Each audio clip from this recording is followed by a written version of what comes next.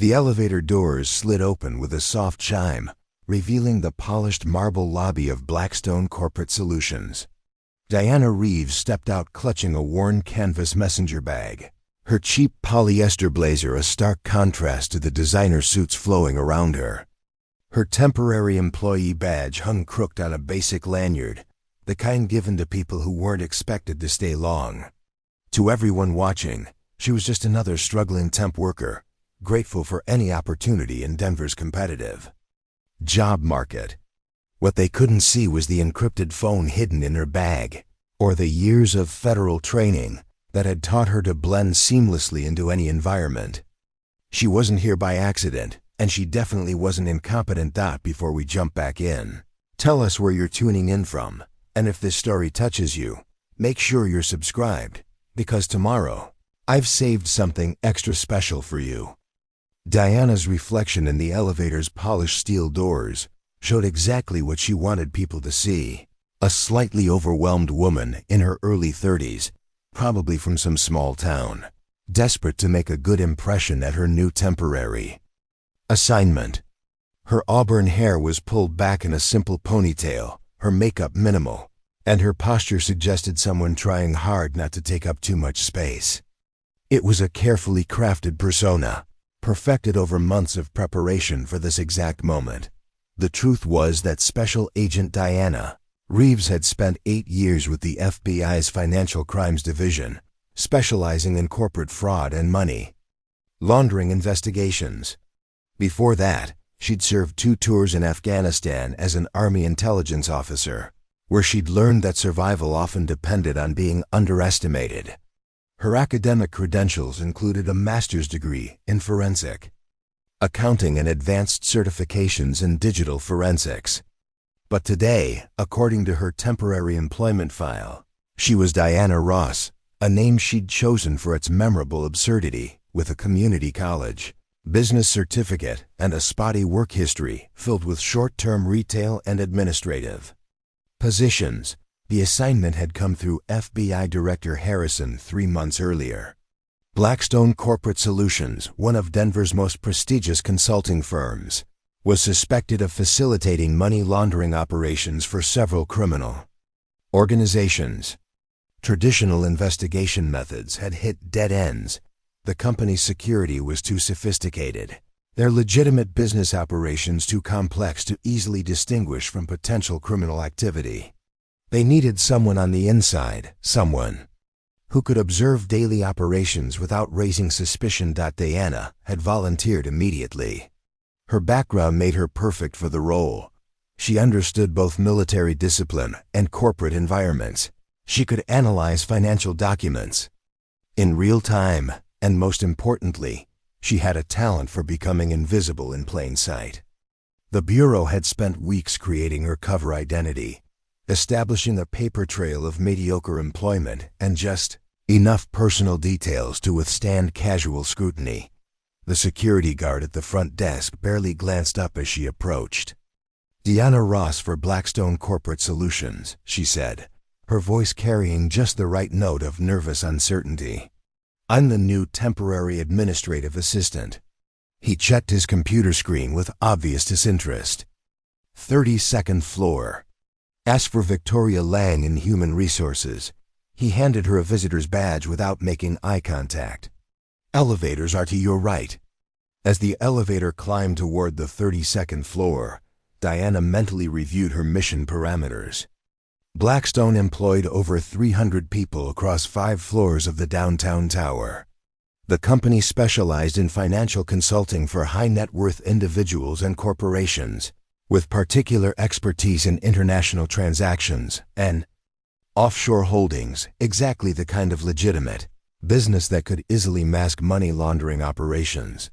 The FBI's investigation had identified several red flags, unusually large cash transactions that didn't correspond to known client work, encrypted communications with shell companies in non-cooperative jurisdictions, and a pattern of employee turnover that suggested people who asked too many questions didn't last long. What they needed was detailed documentation of internal processes, access to financial records, and most importantly, Evidence of criminal intent. The elevator opened onto a bustling office environment that screamed corporate success. Floor to ceiling. Windows offered spectacular views of the Rocky Mountains, while modern workstations were arranged in carefully designed clusters that promoted both collaboration and productivity. Employees moved with the confident efficiency of people who knew they were well compensated for their expertise. Diana approached the reception desk, where a young woman with perfectly styled blonde hair was typing rapidly on a computer. Her nameplate read Ashley Chen, and her outfit probably cost more than Diana's monthly rent at her real apartment. "Hi, I'm Diana Ross," she said, internally cringing at the name. "I'm here to start as a temporary administrative assistant." Ashley looked up, with the kind of polite smile reserved for people clearly beneath her station. "Oh right, the temp. Victoria is expecting you." She gestured toward a corner office with glass walls. "Just head over there and knock." The dismissive tone was exactly what Diana had expected, but it still stung slightly. She'd spent years commanding respect in both military and federal law enforcement environments.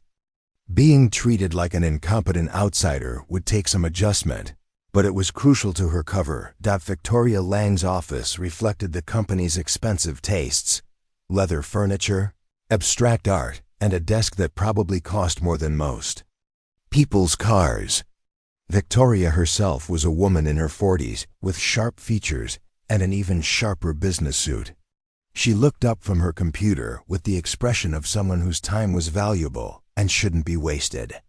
"Ms. Ross," Victoria sighed, consulting a file on her desk. "Welcome to Blackstone. I'll be honest, your resume isn't exactly impressive, but our usual staffing agency vouched for your reliability." The implication was clear. Reliability was about the best they could hope for from someone with Diana's supposed qualifications.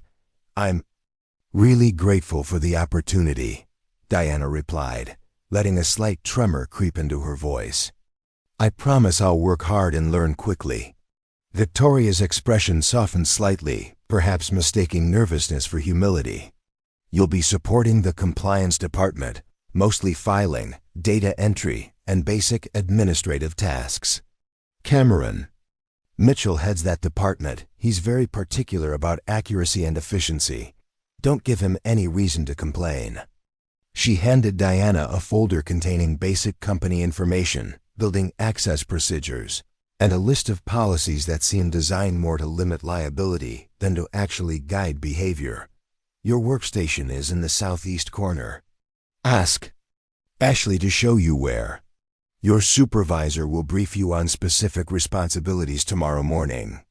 As Diana walked toward her assigned area, she observed everything with the trained eye of a federal investigator. The office layout would make surveillance challenging too.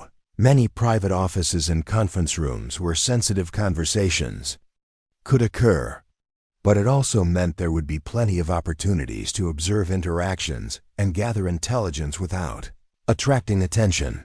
Her workstation turned out to be a basic desk with an older computer, positioned among several other temporary and contract employees.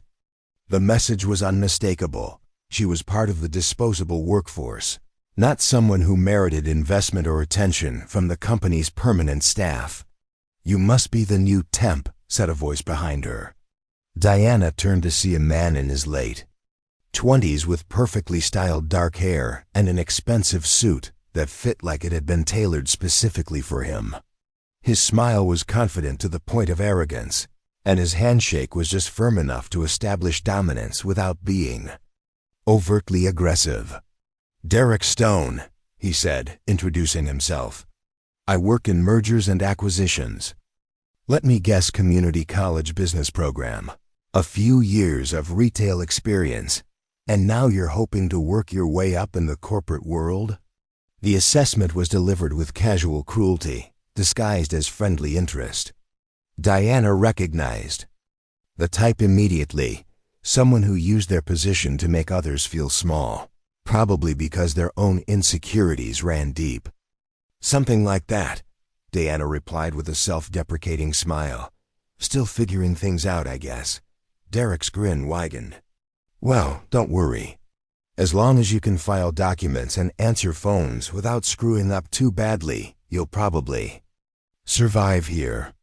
Just remember, in places like this, everyone has their role. Some people are meant to lead, others are meant to follow. As Derek walked away, Diana felt a familiar mixture of anger and determination. She'd encountered plenty of Derek Stones during her career, people who mistook position for competence, who confused arrogance with authority. What Derek didn't know was that the incompetent temp he'd just dismissed had a security clearance, higher than anyone else in the building, and skills that could expose whatever illegal activities Blackstone might be hiding. She settled into her workstation and began the careful process of becoming invisible while gathering intelligence. Her real education at Blackstone Corporate Solutions was about to begin, and she had a feeling it was going to be far more interesting than anyone expected. Diana's first week at Blackstone Corporate Solutions established a pattern that would define her experience for the coming months. Each morning, she arrived at exactly 8:30 a.m., 30 minutes before her official start time, carrying the same worn messenger bag and wearing variations of the same cheap business attire she'd carefully selected from discount stores. To her colleagues, this early arrival probably looked like the desperate punctuality of someone afraid to lose their job. In reality, it gave her precious unsupervised time to observe the office dynamics and begin mapping the company's operations. Compliance department, where she'd been assigned, occupied a corner section of the 32nd floor. It was headed by Cameron Mitchell, a man in his early 40s whose expensive suits couldn't quite disguise the soft physique of someone who spent too much time behind a desk. Cameron had the particular brand of arrogance that came from being educated at prestigious universities and working for respected firms. But Diana's trained eye quickly identified him as someone who managed through intimidation rather than competence. "Ross," Cameron called out during her third day, not bothering to look up from his computer screen. "I need these compliance reports filed by end of business today. The system is self-explanatory, so don't come asking questions every 5 minutes." He gestured toward a stack of documents that would have taken a normal person at least 2 days to process properly. Diana recognized the setup immediately. He was giving her an impossible task, probably expecting her to fail so he could establish dominance early in their working relationship. "Of course, Mr. Mitchell," Diana replied with the eager to please tone she'd perfected. "I'll get right on it." What Cameron didn't know was that Diana had spent years analyzing complex financial documents under intense time pressure. Her master's degree in forensic accounting had taught her to identify patterns and discrepancies quickly, while her FBI training had developed her ability to process large volumes of information efficiently. The compliance reports that would have overwhelmed a typical temp worker were exactly the kind of documents she'd been hoping to access. As she worked through the files, Diana began to notice irregularities that would have been invisible to someone without her background. Several client accounts showed transaction patterns that didn't match their stated business purposes. A construction company based in Denver was somehow moving millions of dollars through accounts in the Cayman Islands. A small import-export business had cash flows that dwarfed companies 10 times their size. Most concerning was the frequency of transactions just below federal reporting thresholds. Classic red flag for structured money laundering. She completed the filing by 2 p.m., using the extra time to memorize account numbers and transaction patterns. When she informed Cameron that the work was finished, his expression shifted from smug expectation to obvious annoyance. "You finished all of it?" he asked, clearly hoping to catch her in a lie. "Yes, sir. Everything's been properly categorized and entered into the system according to the protocol guidelines you provided." Cameron spent the next hour spot-checking her work, clearly expecting to find errors he could use to humiliate her. When he found none, his frustration became palpable.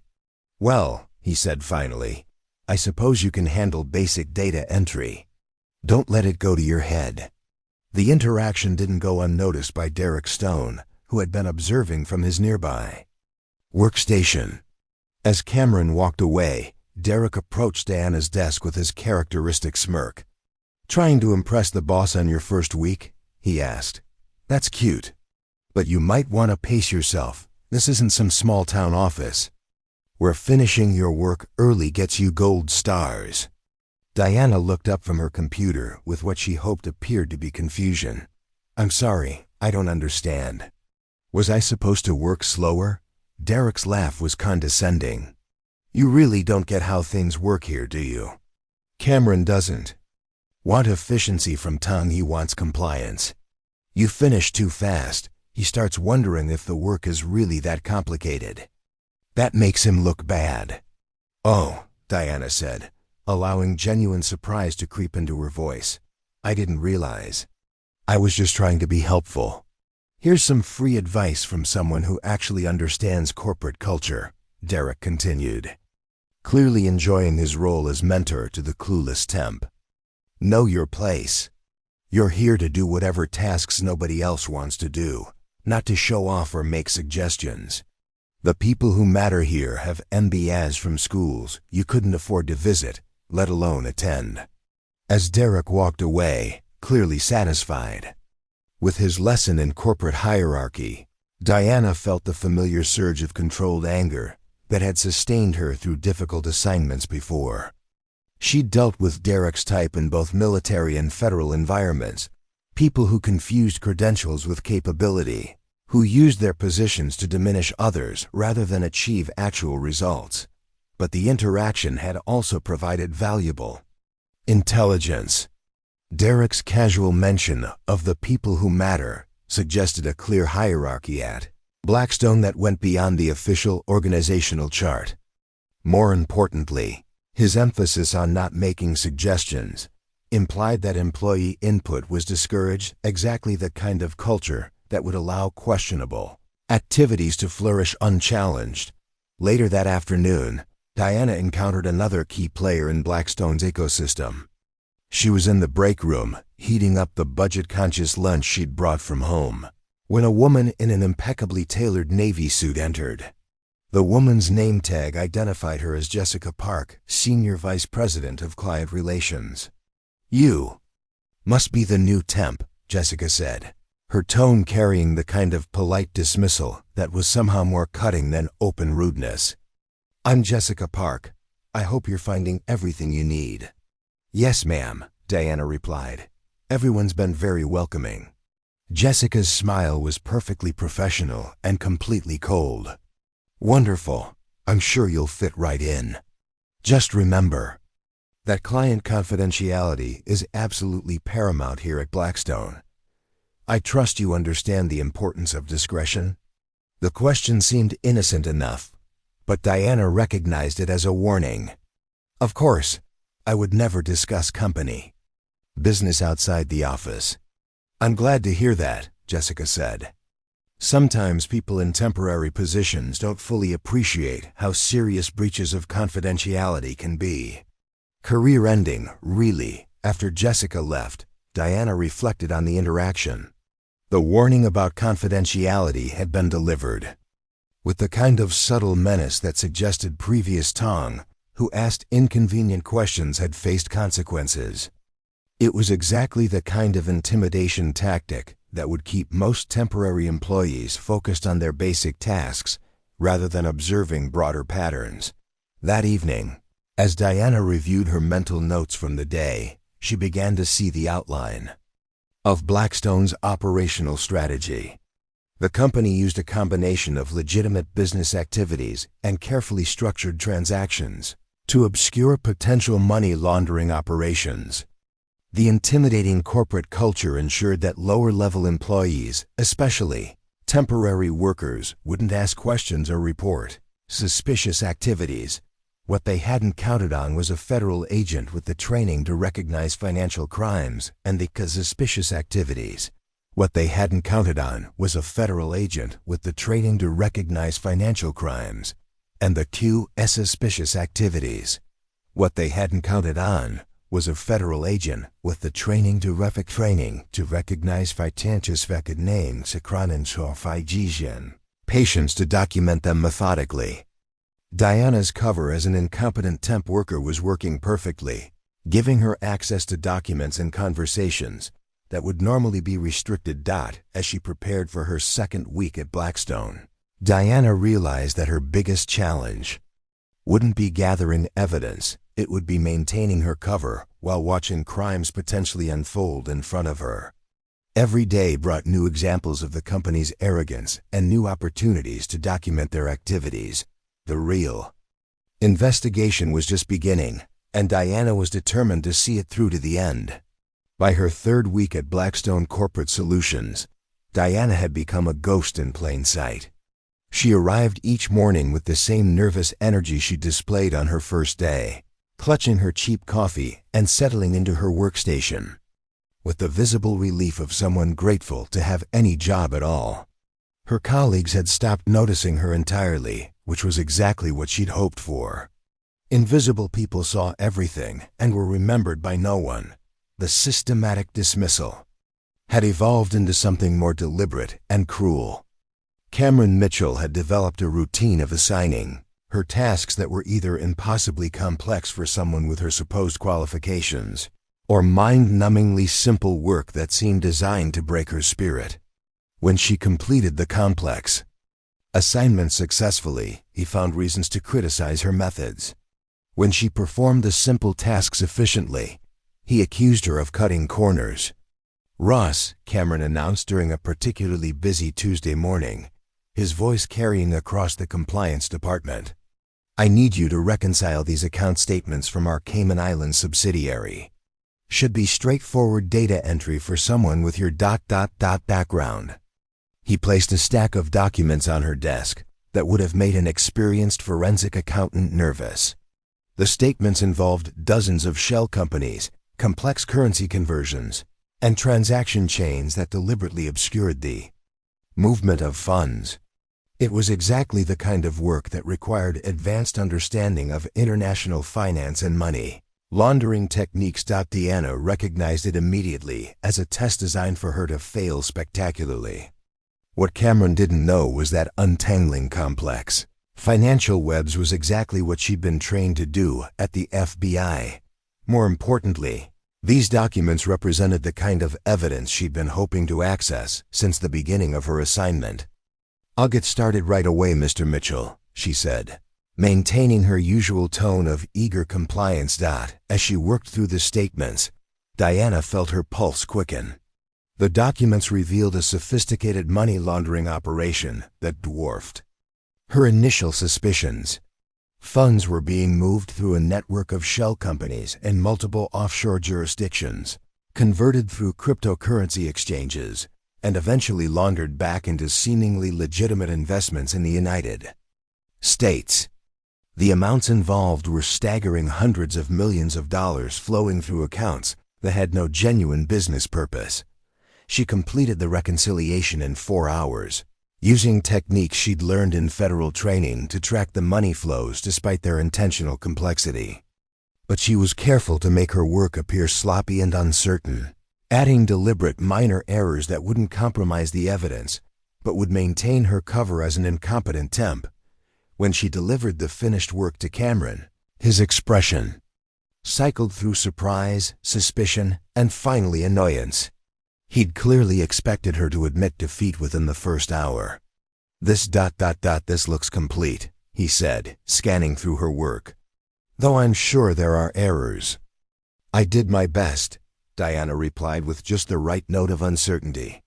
"Some of the calculations were pretty complicated, but I think I got most of it right."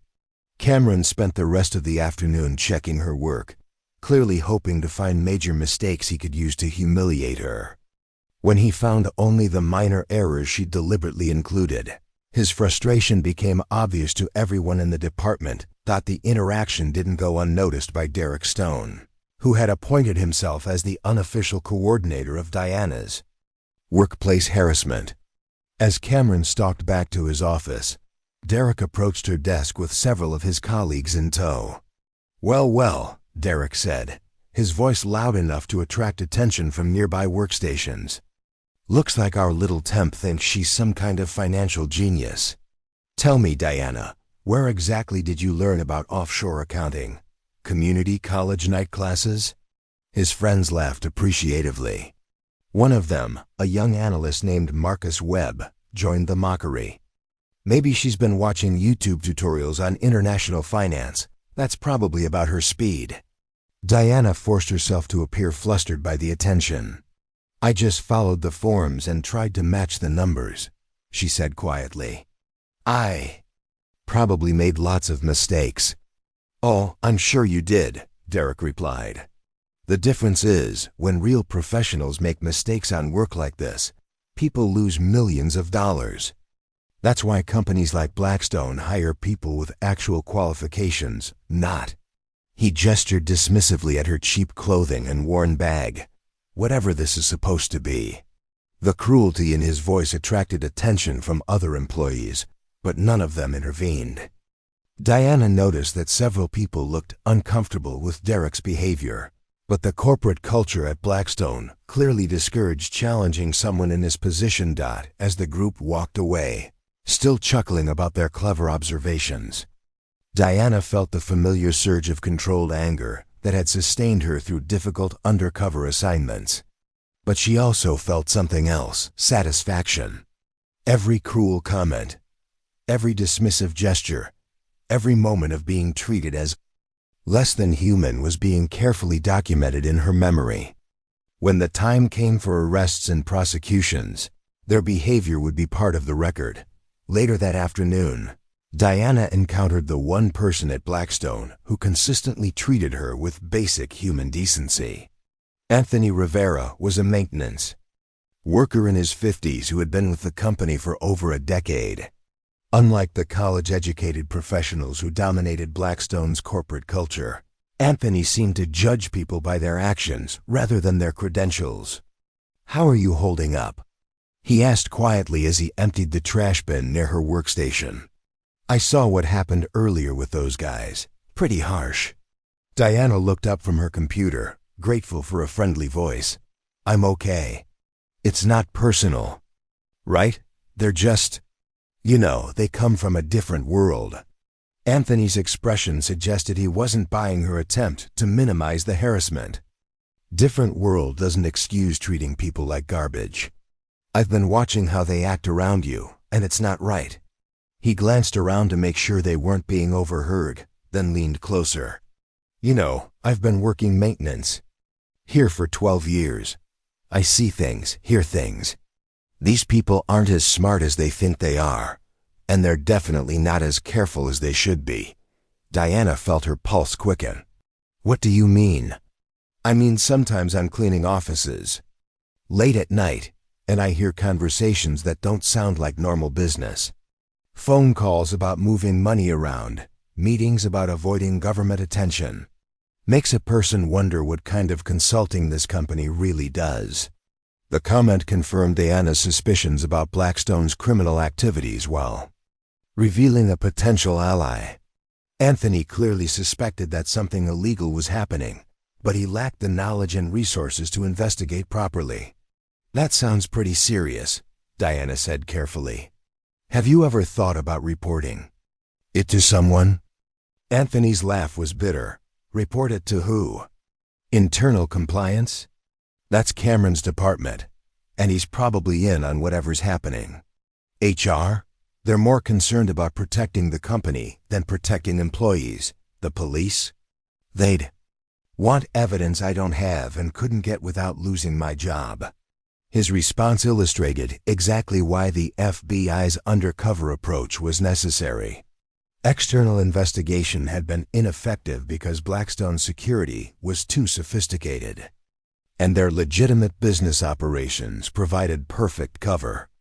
But an inside observer with the right training and resources could gather the evidence needed for prosecution. As Anthony moved on to the next workstation, Diana reflected on what she'd learned. The money laundering operation was larger and more sophisticated than initial intelligence had suggested. The corporate culture was designed to discourage questions and marginalize anyone who might observe suspicious activities. But there were also employees like Anthony who knew something was wrong, even if they couldn't prove it. That evening, as Diana prepared to leave the office, she noticed something that made her heart race. Jessica Park was having an intense conversation with Cameron Mitchell near the elevator bank, and although she couldn't hear their words, their body language suggested serious concern about something. As she walked past them toward the stairs, Diana caught a fragment of their conversation that confirmed her worst suspicions. Double quotes. Can't afford any more attention from federal agencies, Jessica was saying. The temp situation needs to be handled carefully. We can't have people asking questions about things they don't understand. Diana continued walking, her expression neutral, but her mind was racing. They were discussing her, which meant her presence had attracted more attention than she'd realized. The investigation was entering a more dangerous phase, and she would need to be extremely careful about maintaining her cover while gathering the evidence needed to bring down Blackstone's criminal operation. The stakes were rising, and Diana was ready for whatever came next. The harassment at Blackstone Corporate Solutions reached a new level of cruelty during Diana's fourth week, transforming from casual dismissal into what could only be described as systematic psychological warfare. It began on a Monday morning, when Diana arrived to find her workstation completely rearranged. Her computer had been moved to a different desk in the far corner of the office, positioned next to the copy machine and coffee station where the constant noise and foot traffic would make concentration nearly impossible. "Hope you don't mind the relocation," Derek Stone announced loudly as Diana discovered the change. "We needed your old spot for someone more permanent.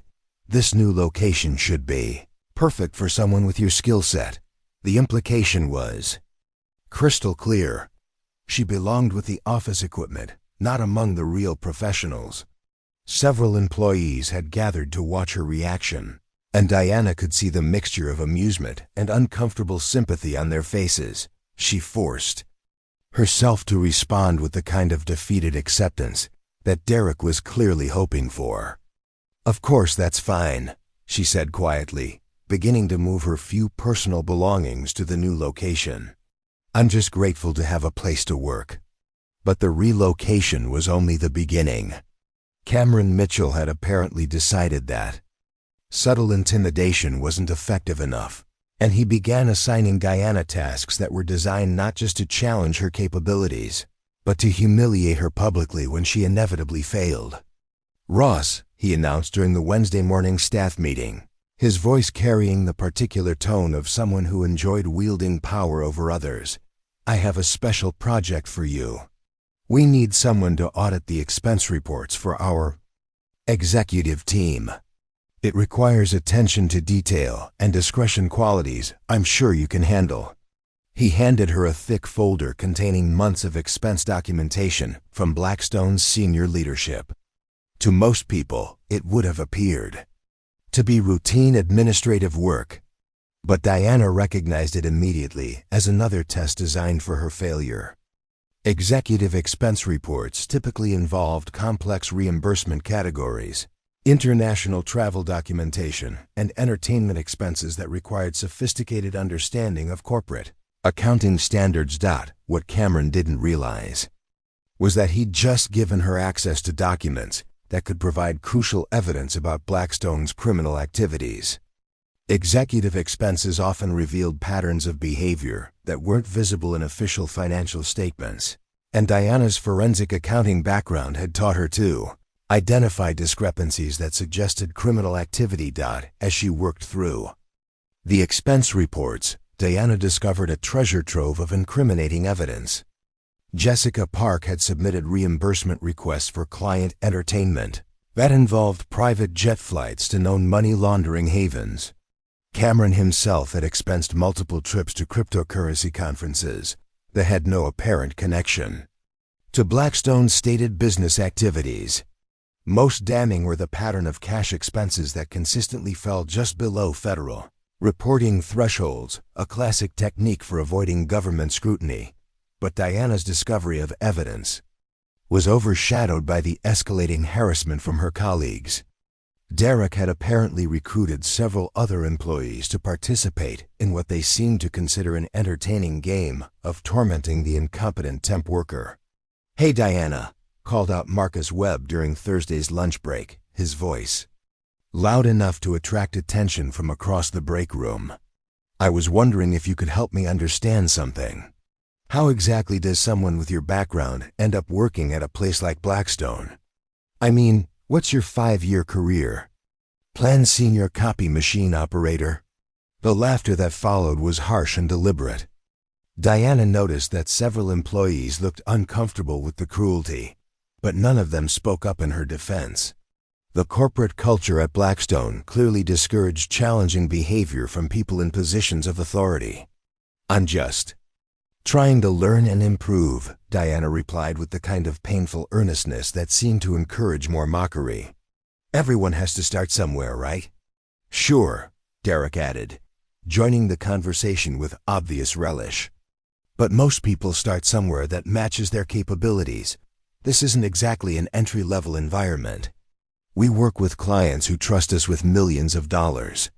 One mistake from someone who doesn't understand what they're doing could cost the company serious money." The implication was that Diana's very presence was a threat to Blackstone's operations, which was ironic given that her actual investigation posed the greatest threat the company had ever faced. The harassment took a more personal turn on Friday afternoon when Diana discovered that someone had accessed her computer and deleted several hours of work on the executive expense audit. The timing was too convenient to be accidental. Whoever had done it knew exactly which files to target and when she would be away from her desk. When Diana reported the incident to Cameron, his response was predictably unsympathetic. "Are you sure you saved your work properly?" he asked with barely concealed irritation. "These systems can be complicated for people who aren't familiar with corporate software. Maybe you should double-check your procedures before assuming there's been some kind of sabotage." The suggestion that she was too incompetent to operate basic computer software was delivered with the kind of condescending tone that made Diana's hands clench involuntarily. But she forced herself to maintain her cover. "You're probably right," she said. "I'll be more careful about saving my work." As Cameron walked away with obvious satisfaction, Diana realized that the harassment was becoming more sophisticated and targeted. Someone was clearly monitoring her activities and taking steps to undermine her work. The question was whether this was random cruelty or if her cover had been compromised. The answer came later that afternoon when Diana overheard a conversation between Jessica Park and an unknown man in one of the conference rooms. She was refilling the coffee station nearby when their voices carried through the partially open door. "The background check came back clean," the man was saying, "but there are some gaps in her employment history that are bothering me. 3 months here, 6 months there, always low-level positions. It's either the worst luck I've ever seen, or there's something else going on. What are you suggesting?" Jessica's voice was tense. "I'm suggesting that maybe we should be more careful about who we let into sensitive areas of the company, especially temporary employees who seem unusually interested in financial documentation." Diana's blood ran cold. They were conducting deeper investigation into her background, which meant her cover story was under scrutiny. The FBI had constructed a careful history of employment records and personal details, but no cover identity was perfect when subjected to determined investigation. "Handle it," Jessica said finally. "We can't afford any complications right now, not with the regulatory attention we've been getting. Make sure she understands that her position here is temporary in every sense of the word." As Diana walked back to her workstation, her mind raced through the implications of what she'd overheard. Blackstone's leadership was becoming suspicious of her presence, which meant her investigation window was closing. She needed to gather more evidence quickly, But she also needed to be extremely careful about not revealing her true capabilities. That evening, as Diana prepared to leave the office, she noticed Derek Stone waiting by the elevator with several of his colleagues. Their positioning seemed deliberately calculated to intercept her, and their expression suggested this wouldn't be a pleasant interaction. "Diana," Derek called out as she approached. "We've been talking, and we think it's time for some honest feedback about your performance here." The group formed a loose circle around her, creating the kind of intimidating environment that was designed to make her feel trapped and powerless. Diana recognized the tactic immediately. It was psychological warfare disguised as workplace mentoring. "We're concerned," Marcus Webb added, "that you might be in over your head here. This kind of work requires a certain level of sophistication, and we're not sure you're adapting well to our standards." The message was clear. They wanted her gone, and they were prepared to escalate their harassment until she quit voluntarily. What they didn't know was that their intimidation tactics were actually providing Diana with additional evidence of Blackstone's toxic corporate culture, evidence that would be useful when the federal prosecution began. As Diana rode the elevator down to the lobby, she reflected on how perfectly her cover was working. Blackstone's leadership was so convinced of their own superiority that they couldn't imagine the incompetent temp worker might pose any real threat to their operation. They were about to learn how dangerous underestimation could be. Preparing and narrating this story took us a lot of time, so if you are enjoying it, subscribe to our channel. It means a lot to us. Now back to the story. The breaking point came during Diana's 5th week at Blackstone Corporate Solutions, on a gray Thursday morning that started like any other, but would end with her cover identity hanging by a thread. She arrived at her relocated workstation to find a handwritten note taped to her computer monitor. "Some people are meant for greatness, others are meant for filing. Know the difference. A friend." The note was written in Derek Stone's distinctive handwriting, and Diana recognized it as psychological warfare designed to break down her confidence and force her to quit. What Derek didn't realize was that every act of harassment was being carefully documented in her memory, building a case not just for federal prosecution, but for civil rights violations that would follow the criminal charges. The morning took a darker turn when Cameron Mitchell called an impromptu department meeting. As the compliance team gathered in the conference room, Diana noticed that several senior executives were present, including Jessica Park and a man she didn't recognize, someone whose expensive suit and confident bearing suggested significant authority within the company hierarchy.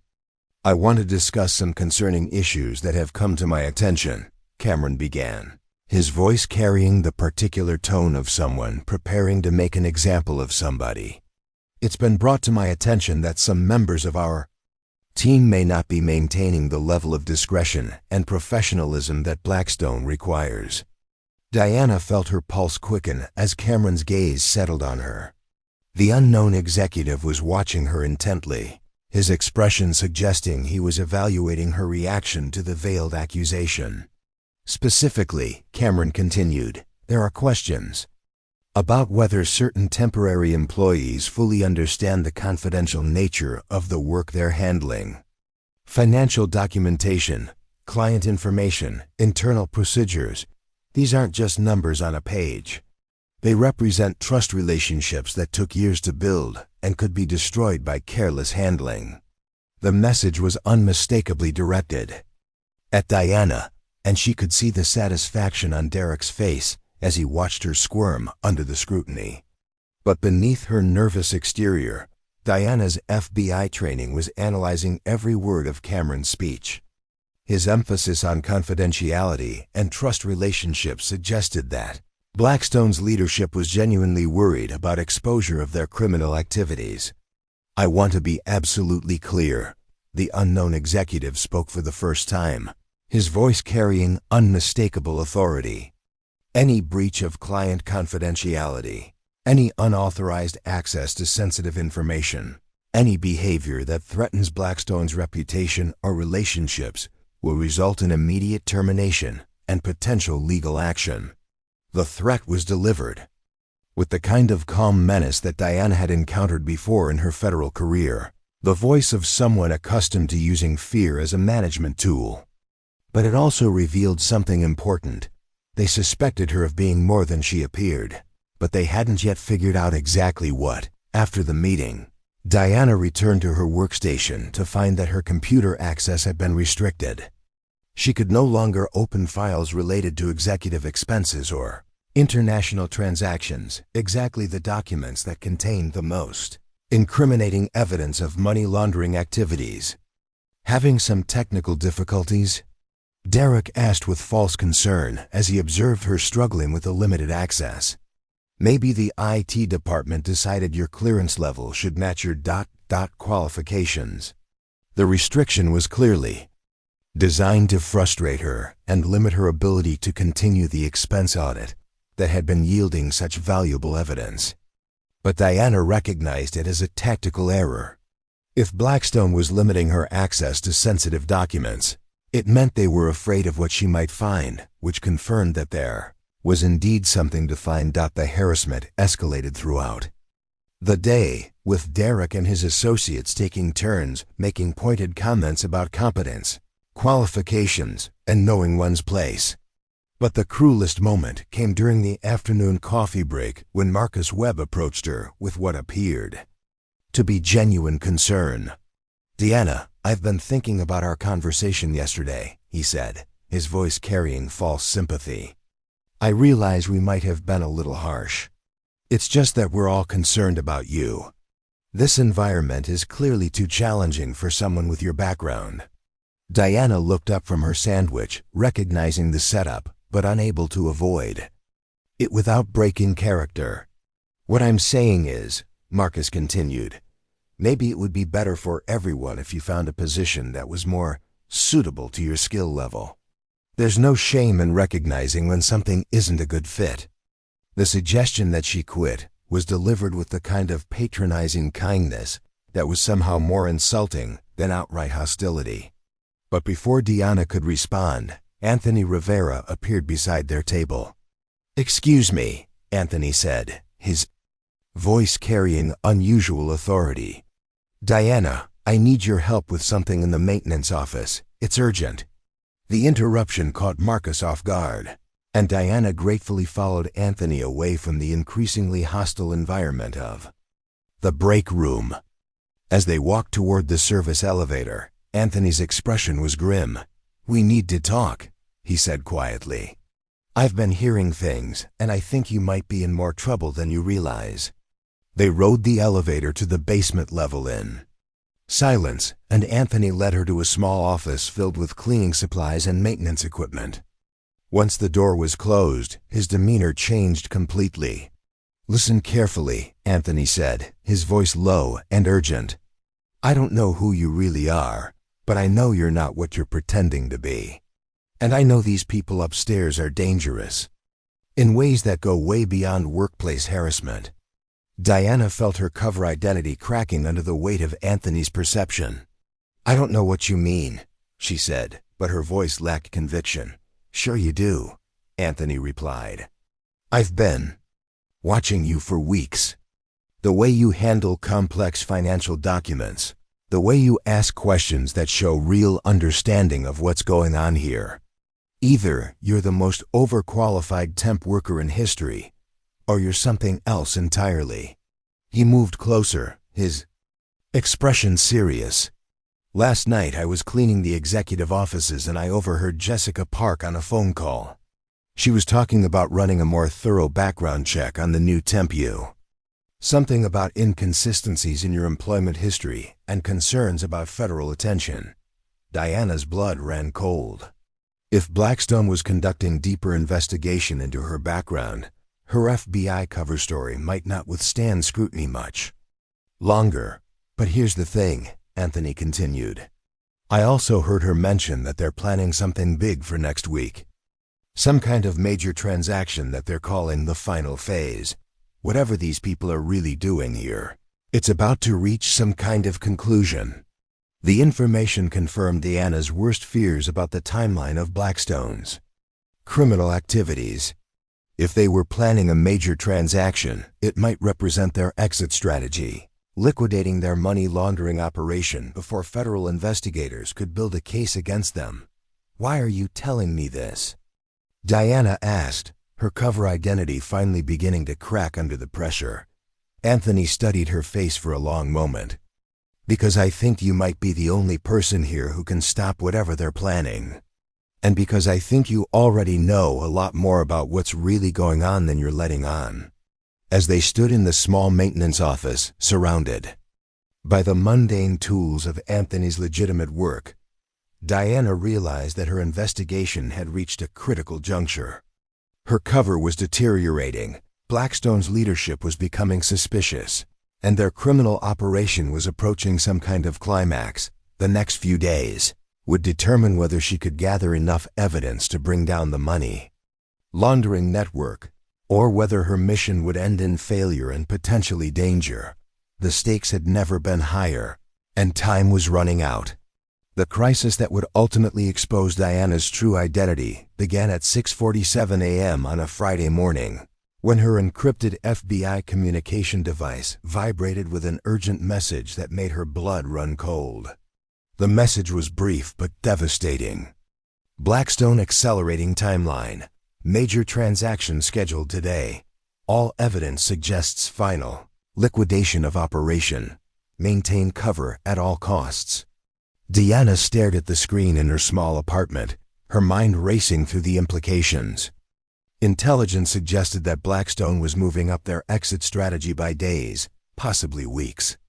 If they successfully completed their final money laundering transaction, hundreds of millions in criminal proceeds would disappear into untraceable offshore accounts, and the entire network would vanish before federal authorities could intervene.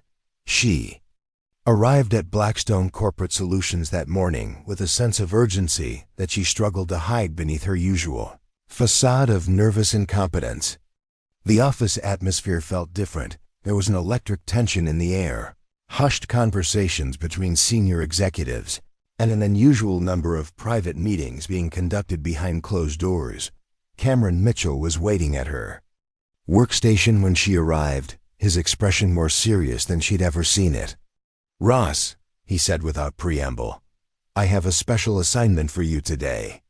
We need someone to assist with document preparation for a major client transaction. It's time-sensitive work that requires absolute discretion." Diana felt her pulse quicken.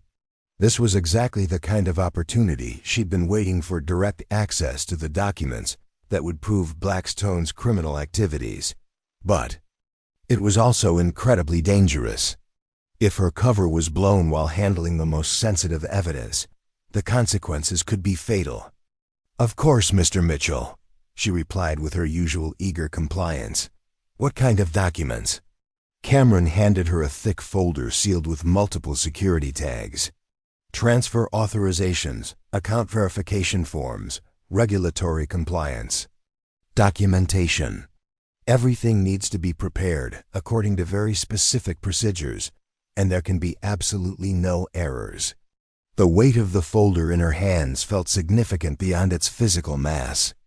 Diana recognized that she was holding the final pieces of evidence needed to destroy Blackstone's money laundering operation. But she also knew that Cameron's decision to involve her in such sensitive work was suspicious. Either they were desperate enough to trust anyone, or this was some kind of test. As she worked through the documents, Diana's forensic accounting training allowed her to see the full scope of Blackstone's criminal enterprise. The transaction involved moving over $400 million through a complex network of shell companies, cryptocurrency exchanges, and offshore banking havens. The paperwork was designed to make the transfers appear legitimate, while obscuring the criminal origins of the funds. But what made Diana's hands shake was the timeline. According to the documentation, the transfers were scheduled to begin at 2 p.m. that afternoon and would be completed by the close of business. Once the money moved through the final stage of laundering, it would become virtually impossible to trace or recover. She photographed key documents with a micro camera disguised as a pen, but the process was agonizingly slow. Each page had to be memorized and documented without appearing to spend too much time on any single item. Meanwhile, the clock was ticking toward the 2 p.m. deadline. The morning took a dangerous turn when Jessica Park appeared at Diana's workstation, unannounced. "How are you progressing with the document preparation?"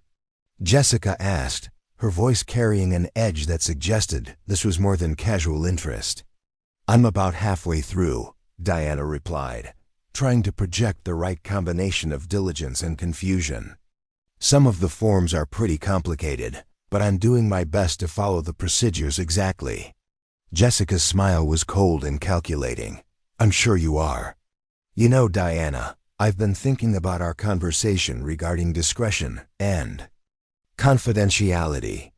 It occurs to me that someone in your position might be curious about the nature of these transactions." The statement felt like a trap, and Diana recognized that her response would be crucial. "To be honest, most of it is over my head," she said with a self-deprecating laugh. "I'm just trying to make sure all the numbers match and the forms are filled out correctly." "That's exactly the attitude we like to see," Jessica said, but her eyes remained suspicious. "Just remember, curiosity about client affairs isn't appreciated here at Blackstone. People who ask too many questions often find that their employment becomes temporary." After Jessica left, Diana realized that her time was running out in more ways than one. Blackstone's leadership was clearly suspicious of her, and their willingness to involve her in the final transaction suggested either desperation or a plan to eliminate any witnesses to their criminal activities. The situation became even more precarious when Derek Stone approached her workstation with an expression that combined smugness with genuine malice. Well, Derek said, examining the documents on her desk.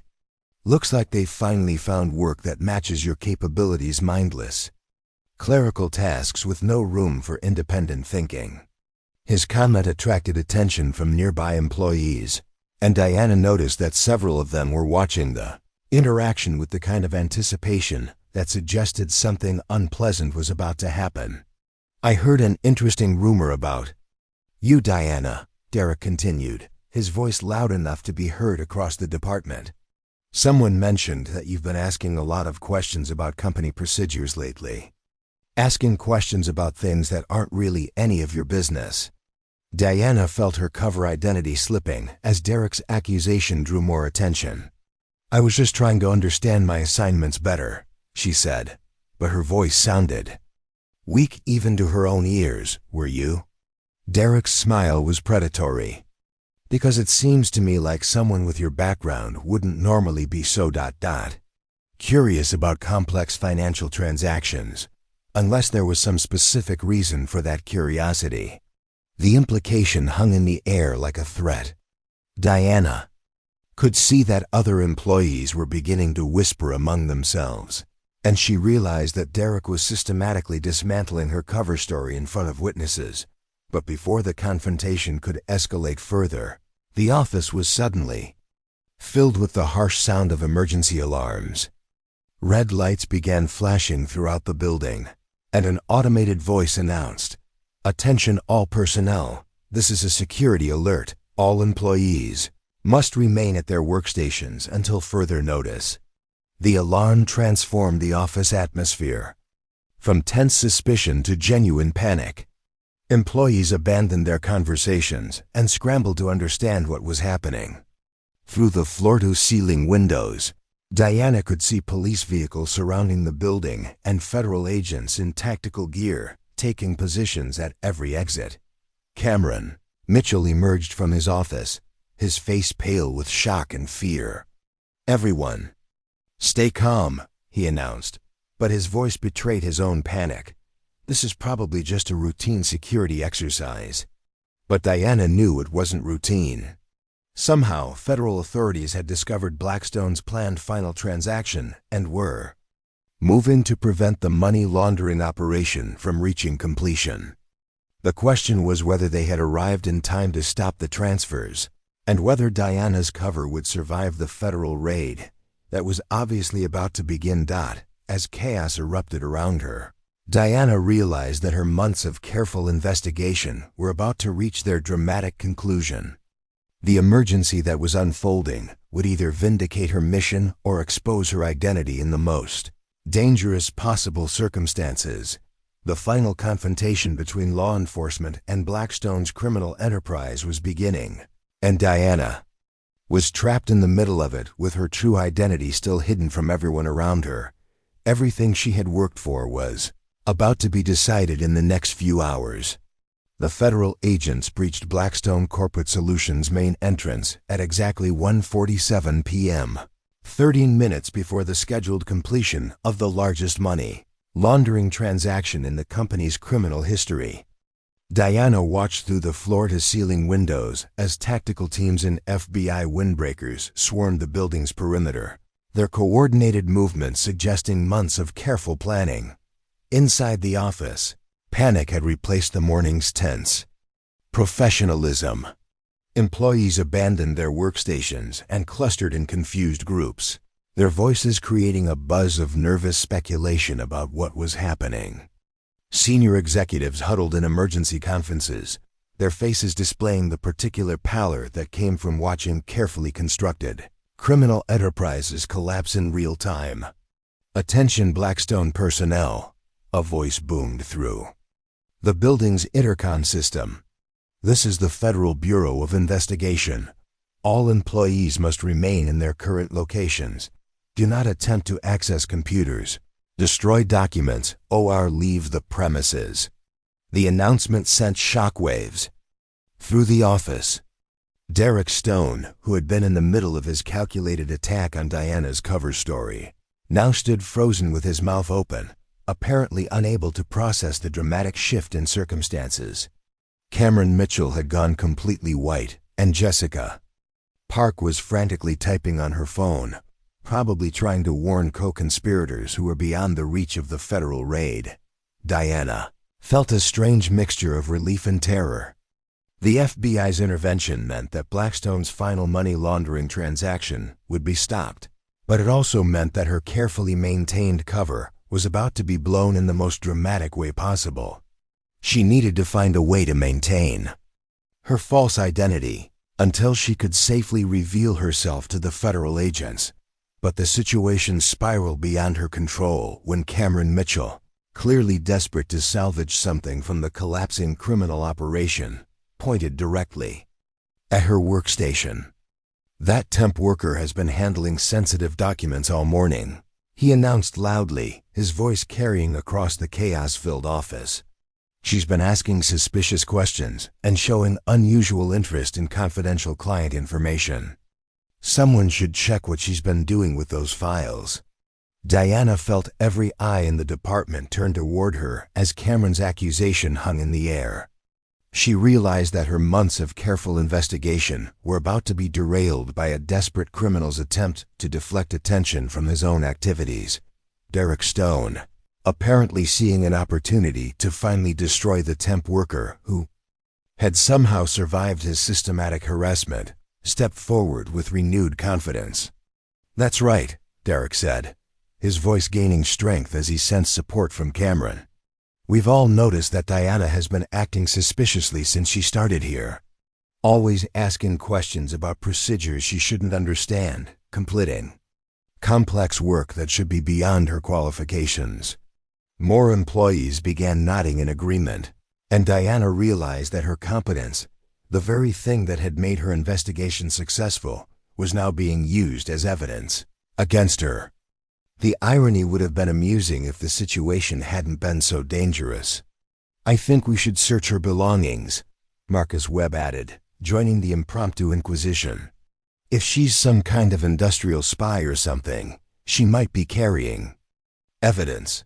The suggestion of searching her belongings made Diana's heart race. Her messenger bag contained the micro camera she'd used to photograph documents, encrypted communication devices, and other equipment that would immediately reveal her true identity. But her locker in the employee break room contained something even more damaging to her cover, her real FBI credentials, which she'd been required to keep with her throughout the undercover assignment. "That's an excellent idea," Jessica Park said, clearly hoping to shift blame away from the company's leadership. "Diana, I think we should examine your personal effects before the federal agents take control of the situation." Diana realized she had no choice but to comply without appearing resistant. Any attempt to refuse would only increase suspicion and potentially put her in physical danger from increasingly desperate criminals. "Of course," she said, trying to project the nervous cooperation that her cover identity would display. "I understand why you'd want to check. I just hope this doesn't affect my employment here."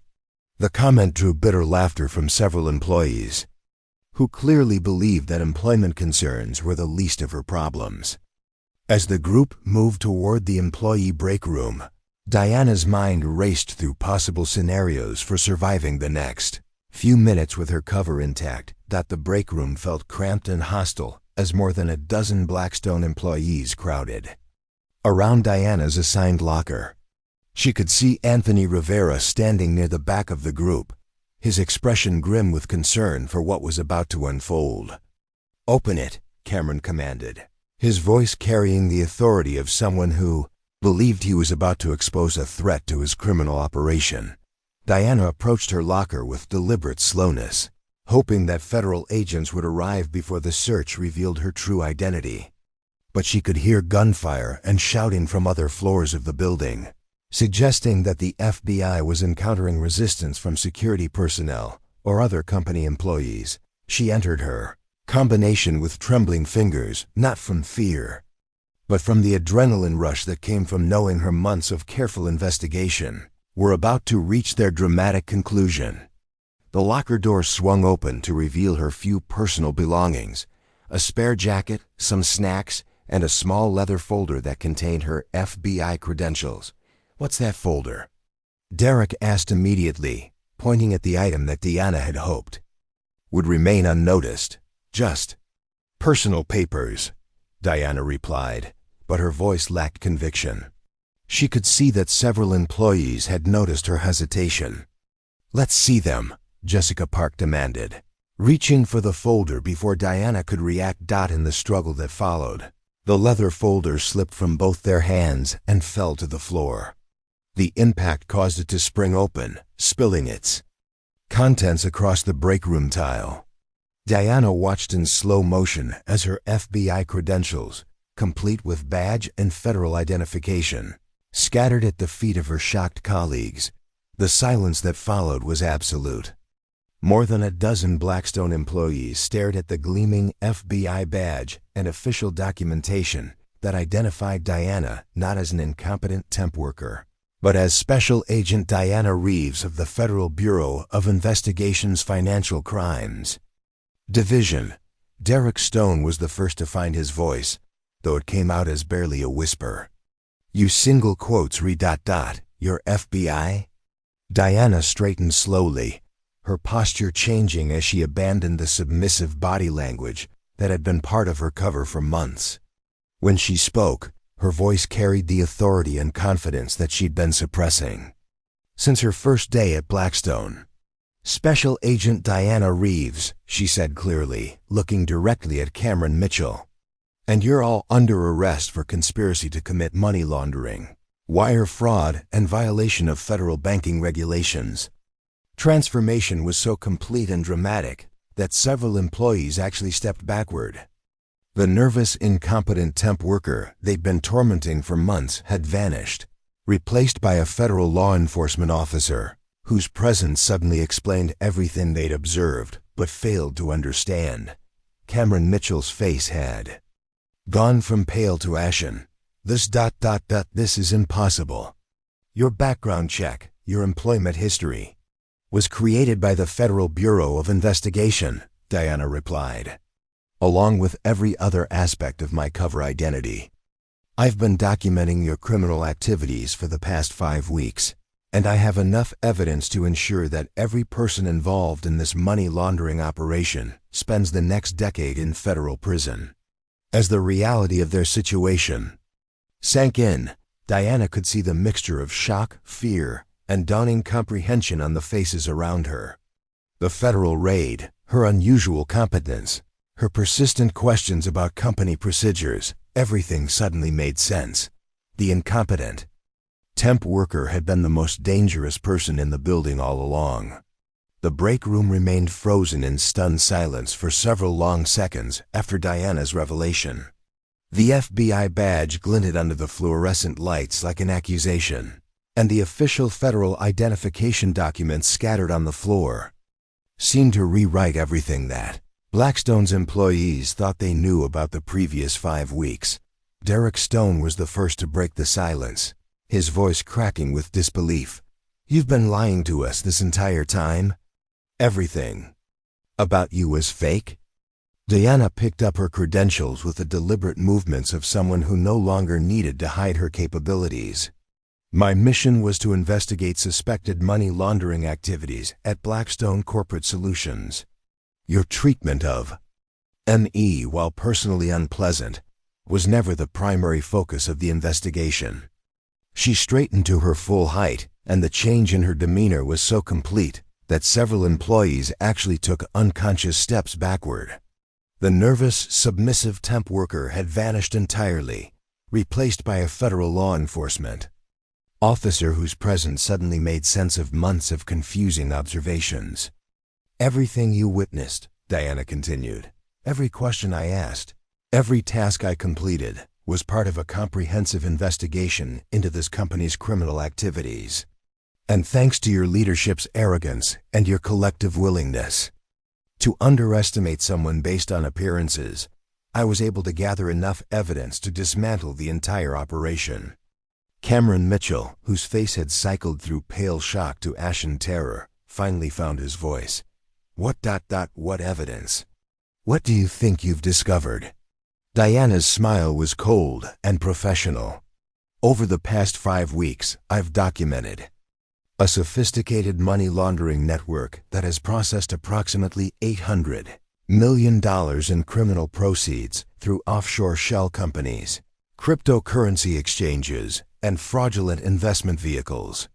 She gestured toward the folder of documents she'd been working on that morning.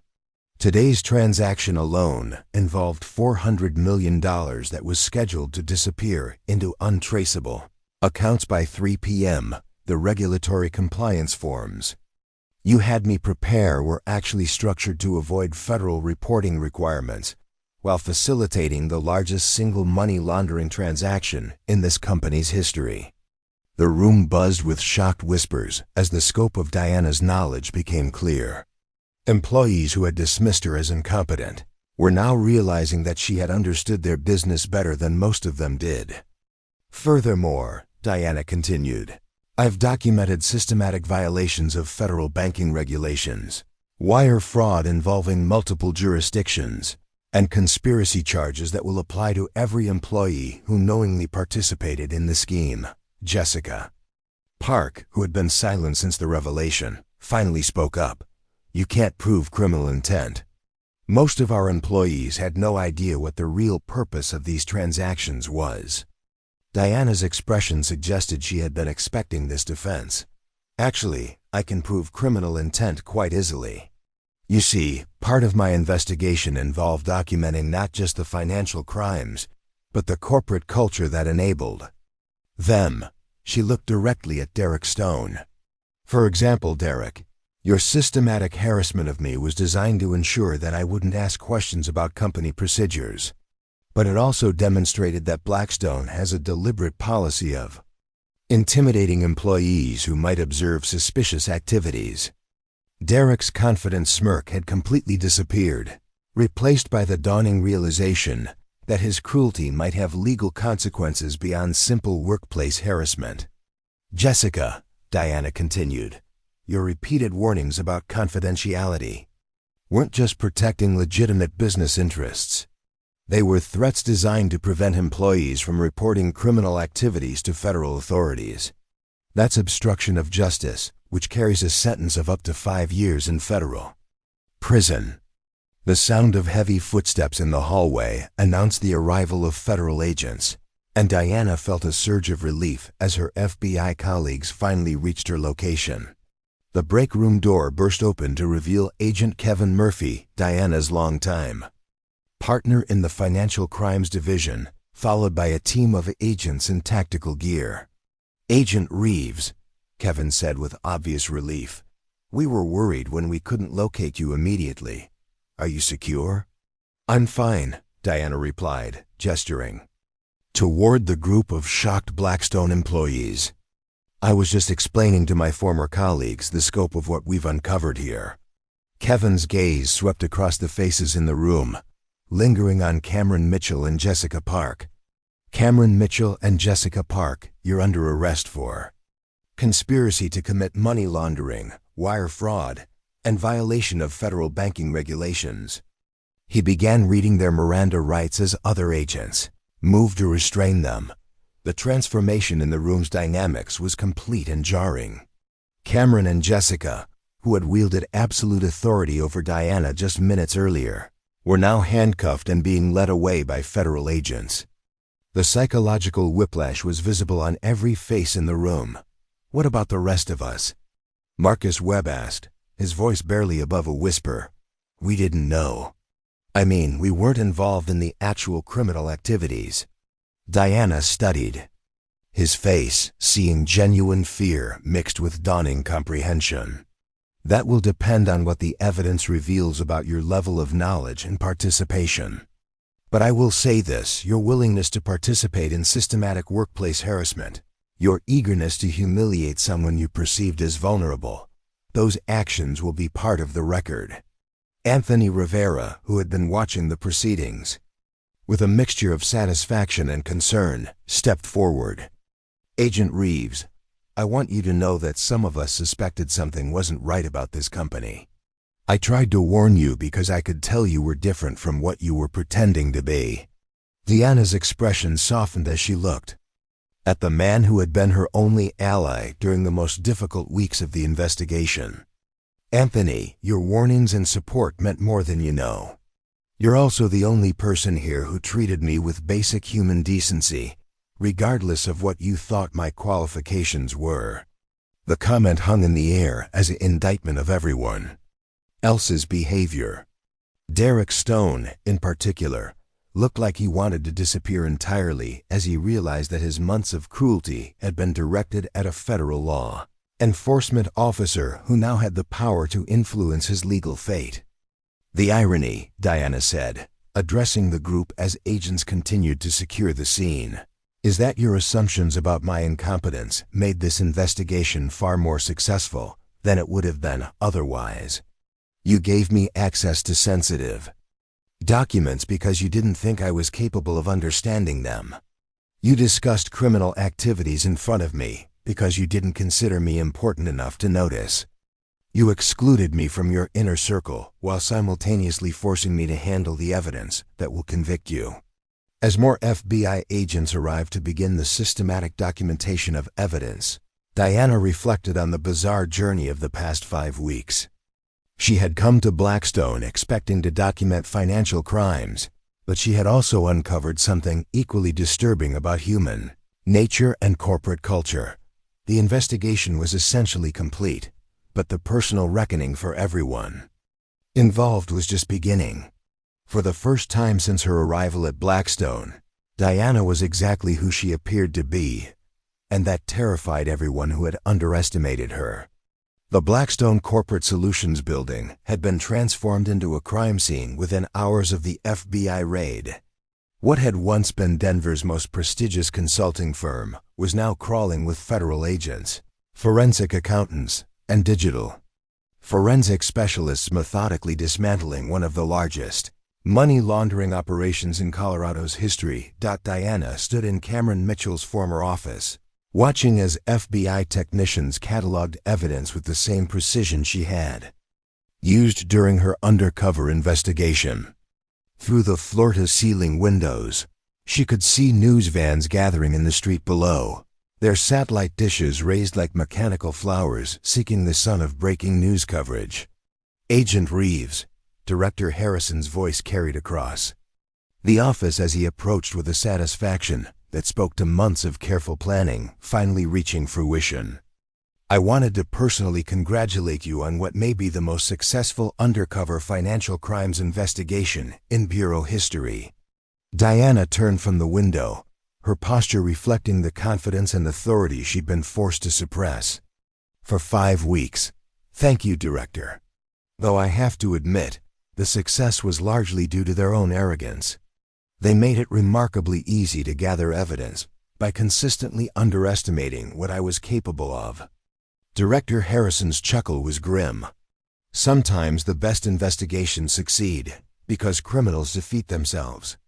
But your performance was exceptional. Maintaining that cover identity while documenting such extensive criminal activity required remarkable discipline. As if summoned by their conversation, Agent Kevin Murphy appeared in the doorway with an update that made Diana's weeks of harassment feel worthwhile. We've completed the preliminary asset seizure, Kevin announced. $437 million frozen across 17 different accounts, including the final transaction that was scheduled to complete today. Additionally, we've identified another $200 million in assets that can be traced to previous money laundering activities. Diana felt a surge of satisfaction that had nothing to do with personal vindication and everything to do with professional accomplishment. What about the downstream criminal organizations? Were we able to identify the sources of the dirty money? That's the beautiful part, Kevin replied with obvious enthusiasm. Your documentation was so thorough that we've been able to trace funding sources back to 3 major drug trafficking organizations, a human trafficking network, and several fraud schemes that have been operating across multiple states. This investigation is going to generate prosecutions for years. The scope of what they'd accomplished was staggering, but Diana found herself most interested in the immediate consequences for the people who had made her life miserable during the investigation. What's the status on individual charges? She asked. Kevin consulted his tablet. Cameron Mitchell and Jessica Park are facing 23 counts each, including money laundering conspiracy, wire fraud, and obstruction of justice. If convicted on all counts, they're looking at potential sentences of 40 to 60 years in federal prison. Derek Stone and Marcus Webb are being charged as knowing participants in the conspiracy, even though they weren't part of the leadership structure. Your documentation of their behavior shows they were aware of suspicious activities and actively worked to suppress questions about them. Diana remembered Derek's systematic harassment and Marcus's cruel mockery with a mixture of anger and professional satisfaction. Their actions hadn't just been workplace bullying, they had been part of a coordinated effort to protect criminal activities. Several other employees are facing lesser charges, Kevin continued, but the pattern of intimidation and exclusion you documented is being treated as obstruction of justice. Apparently, making life miserable for people who ask inconvenient questions has legal consequences. The comment drew Diana's attention to movement in main office area, where she could see former Blackstone employees being interviewed by federal agents. Their expressions ranged from shock to terror as the reality of their situation became clear. Through the glass walls of Cameron's office, Diana watched as Derek Stone sat across from an FBI agent, his previous confidence completely evaporated. The man who had spent weeks making pointed comments about knowing one's place was now learning that his place might be in federal prison. There is one person who won't be facing charges, Kevin added with a slight smile. Anthony Rivera has been cleared of any wrongdoing. In fact, his willingness to warn you about suspicious activities and his consistent professional behavior throughout your investigation are being cited as examples of how employees should respond to suspected criminal activity. Diana felt genuine warmth at the news. Anthony had been the only person at Blackstone who had treated her with basic human dignity, and his instincts about the company's illegal activities had been absolutely correct. As the afternoon progressed, Diana found herself involved in the systematic debriefing that followed any major undercover investigation. She walked FBI agents through her daily observations, provided detailed explanations of the evidence she'd gathered, and helped construct the timeline of criminal activities that would be crucial for prosecution, but the most personally satisfying moment came when she was asked to provide a victim impact statement about the workplace harassment she'd experienced. "The systematic intimidation I experienced wasn't just cruel," Diana explained to the federal prosecutor who would be handling the case. "It was designed to ensure that anyone who might observe suspicious activities would be too afraid or too marginalized to report them. Derek Stone, Marcus Webb, and others didn't just harass me personally. They created a culture of fear that enabled criminal activities to continue." The prosecutor nodded thoughtfully. "We're treating the harassment as part of the overall conspiracy. Your experience demonstrates how these criminal organizations use psychological manipulation to protect themselves from internal threats." By late afternoon, the last of the evidence had been cataloged and the last of the suspects had been arrested or interviewed. Diana stood in the lobby of Blackstone Corporate Solutions, looking around at the scene of her most challenging and successful investigation. The marble floors that had once reflected the confident stride of corporate executives now showed the scuff marks of federal agents carrying boxes of evidence. The reception desk where Ashley Chun had dismissed her as just another temp worker was now staffed by FBI personnel coordinating the ongoing investigation. "Any regrets?" Kevin asked as they prepared to leave the building that had been Diana's professional home for 5 weeks. Diana considered the question carefully. The investigation had been successful beyond their wildest expectations, but it had also required her to endure weeks of systematic humiliation and harassment. "No regrets about the investigation," she said finally. "But I do regret how easily people can be cruel to someone they perceive as powerless. That's a lesson that goes beyond criminal justice." As they walked toward the exit, Diana realized that her mission at Blackstone had accomplished more than just dismantling a money laundering operation. It had also exposed the dangerous connection between workplace culture and criminal behavior, showing how organizations that tolerate cruelty and intimidation create environments where illegal activities can flourish. The investigation was over, but its impact would be felt for years to come. And for the first time in weeks, Diana could walk out of a building as exactly who she really was: Special Agent Diana Reeves of the Federal Bureau of Investigation. 6 months after the Blackstone Corporate Solutions raid, Diana stood in the federal courthouse in downtown Denver, watching as the last of the conspirators received their sentences. The courtroom was packed with FBI agents, federal prosecutors, and journalists covering what had become known as the temp worker investigation, a case study that was already being taught in law enforcement academies across the country. Cameron Mitchell, the man who had spent weeks assigning her impossible tasks and questioning her competence, sat at the defendant's table wearing an orange jumpsuit and the defeated expression of someone whose arrogance had finally caught up with him. Judge Patricia Reynolds was delivering his sentence with the kind of measured authority that made every word feel final. "Mr. Mitchell, your role in orchestrating a money laundering operation that processed over $800 million in criminal proceeds represents a betrayal of public trust that demands the severest punishment available under federal law. This court sentences you to 45 years in federal prison without the possibility of parole." Diana felt no satisfaction in Cameron's destruction, only the professional fulfillment that came from seeing justice served. The man who had dismissed her as incompetent was facing the rest of his life in prison because he had underestimated someone based on appearances rather than evidence.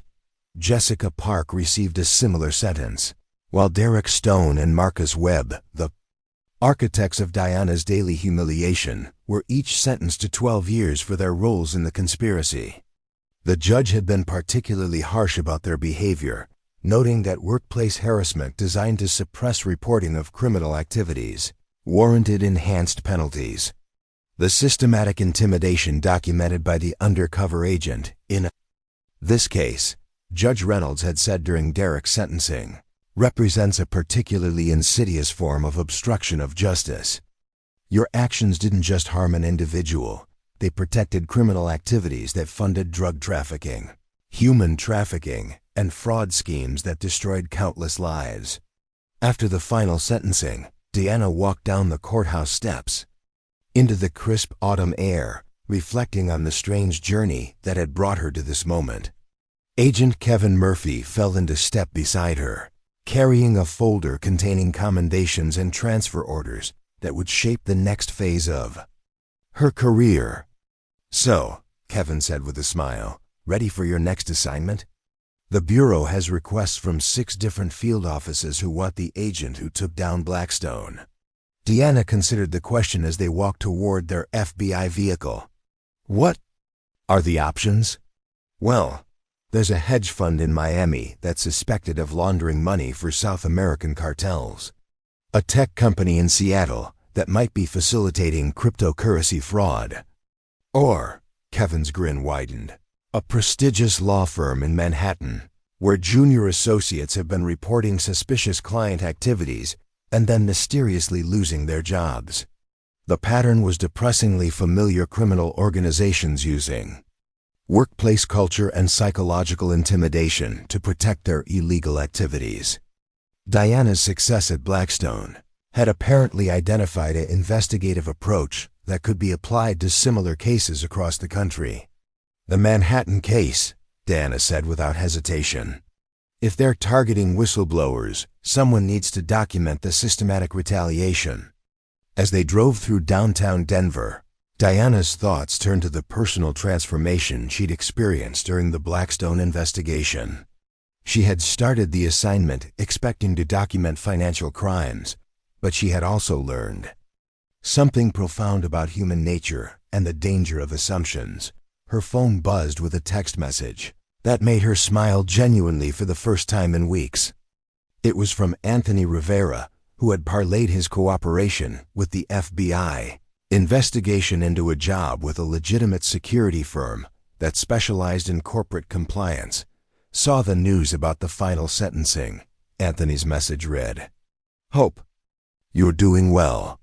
Starting my new job next week. Apparently, people who actually report suspicious activities are valuable employees.